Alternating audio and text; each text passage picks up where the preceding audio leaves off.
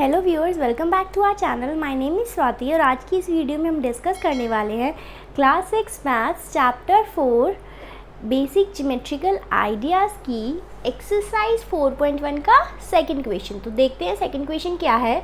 Name the line given in all possible ways.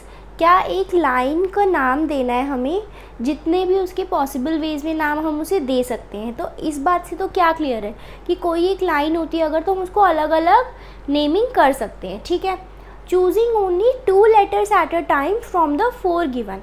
4 letters दिए हुए हैं आपको इस लाइन पे और एक बारी में 2 ही लेटर्स को यूज़ करना है।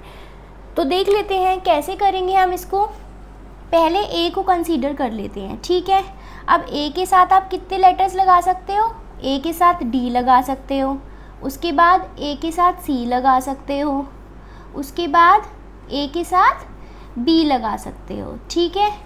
यानी अगर 4 लेटर दिए हैं तो उन 4 लेटर को आप कितनी तरह इस्तेमाल कर सकते हो? 3 पैटर्न्स में इस्तेमाल कर सकते हो। ठीक है। अभी कहने का क्या मतलब है कि अगर आपसे पूछ रहा है कि इस लाइन का नाम बताओ, तो आप इसको ए डी भी लिख सकते हो, ए सी भी लिख सकते हो, ए बी भी लिख सकते हो। ये सभी करेक्ट होंगे जितने भी हम पॉसिबल वेज बताएंगे।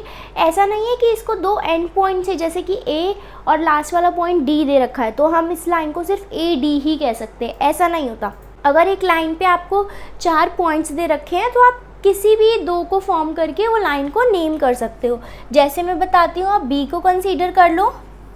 बी के साथ क्या लगा सकते हो आप? पहले बी के साथ ए, फिर उधर चलते हैं बी के साथ सी और बी के साथ डी। ठीक है। हमारी फर्स्ट लाइन में ए हर किसी में कॉमन था, हमारी हमारे सेकंड नेमिंग में बी हर किसी में कॉमन है। अब क्या बच गया? अब सी पे आते हैं। तो सी को देखो कैसे लिखेंगे। सी के साथ पहले ए, उसके बाद फिर सी के साथ बी, फिर उसके बाद सी के साथ डी। ठीक है, क्लियर हो गया। अभी क्या बच गया? Letter D. अब डी को करो, कैसे होगा? डी के साथ ए, फिर डी के साथ बी, उसके बाद डी के साथ सी। समझ आया आपको? क्या करा है हमने? पहले एक लेटर ले लिया और उसके साथ हर दूसरा लेटर लिखा। जैसे कि इस वाले में क्या था? ए हर किसी में कॉमन है, एक बारी डी लिख लिया, एक बारी सी लिख लिया, एक बारी बी लिख लिया। फिर इस वाले में क्या था?